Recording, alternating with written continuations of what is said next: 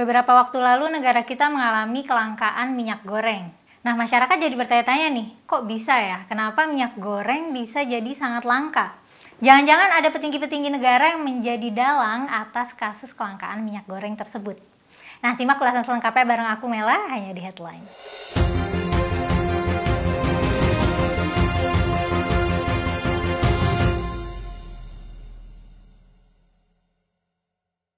Baru-baru ini terkuak kabar bahwa Direktur Jenderal Perdagangan Luar Negeri Kementerian Perdagangan Wisnu Wardana ditetapkan sebagai tersangka atas kasus kelangkaan dan kenaikan minyak goreng di Indonesia. Kejaksaan Agung menetapkan Direktur Jenderal Perdagangan Luar Negeri Kementerian Perdagangan Indrasari Wisnu Wardana sebagai tersangka kasus mafia minyak goreng yang menyebabkan kelangkaan dan kenaikan harga minyak goreng di Indonesia pada hari Selasa 19 April 2022.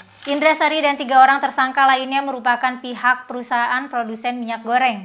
3 tersangka lainnya adalah Stanley M.A.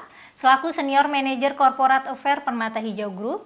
Kemudian ada Master Parulian Tumanggor, yaitu Komisaris PT Wilmar Nabati Indonesia, dan Pikar Tagore selaku General Manager PT Musim Mas. Para tersangka ini diduga melanggar pasal 54 ayat 1 huruf A dan ayat 2 huruf A, B, E, dan F Undang-Undang Nomor 7 Tahun 2014 tentang Perdagangan. Selain itu, mereka diduga melanggar Keputusan Menteri Perdagangan Nomor 129 Tahun 2022 Jungto Nomor 170 Tahun 2022 tentang penetapan jumlah untuk distribusi kebutuhan dalam negeri dan harga penjualan di dalam negeri. Ketentuan bab 2 huruf A angka 1 huruf B Jungto bab 2 huruf C angka 4 huruf C Peraturan Direktur Jenderal Perdagangan Luar Negeri tentang petunjuk teknis pelaksanaan kebijakan dan pengaturan ekspor CPO, RDB, palm oil, dan UCO. Selain itu, 4 tersangka kasus pemberian izin ekspor minyak sawit mentah juga diancam menggunakan pasal 2 dan 3 Undang-Undang Tindak Pidana Korupsi.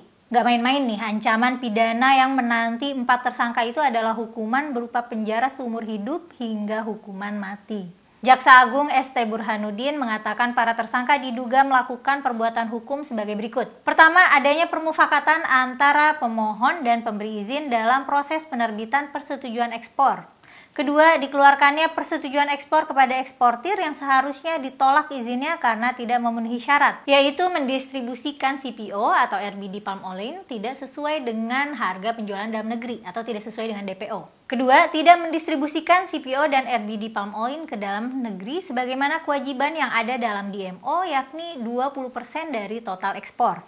Direktur Center of Economic and Law Studies, Bima Yudhistira mengatakan penetapan Dirjen Perdagangan Luar Negeri sebagai tersangka oleh Kejaksaan Agung menunjukkan selama ini pejabat kementerian yang harusnya mengawasi tata niaga minyak goreng justru menjadi bagian dari permainan mafia. Bima juga mengatakan bahwa wajar apabila proses pengungkapan mafia minyak goreng butuh waktu yang cukup lama atau hampir 1 bulan kalau dihitung dari statement Menteri Perdagangan Muhammad Lutfi yang akan umumkan tersangka pada 21 Maret 2022 lalu.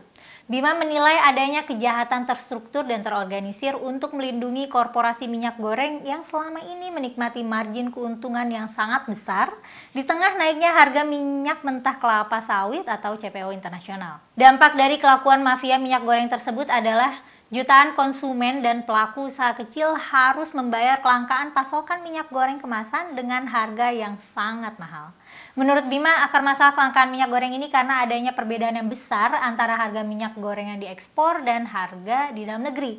Kondisi ini dimanfaatkan para mafia untuk melanggar Domestic Market Obligation atau DMO. Dia melanjutkan, ini terbukti dari stok minyak goreng hasil DMO per 14 Februari hingga 8 Maret 2022 telah mencapai 573.890 ton, melebihi kebutuhan bulanan.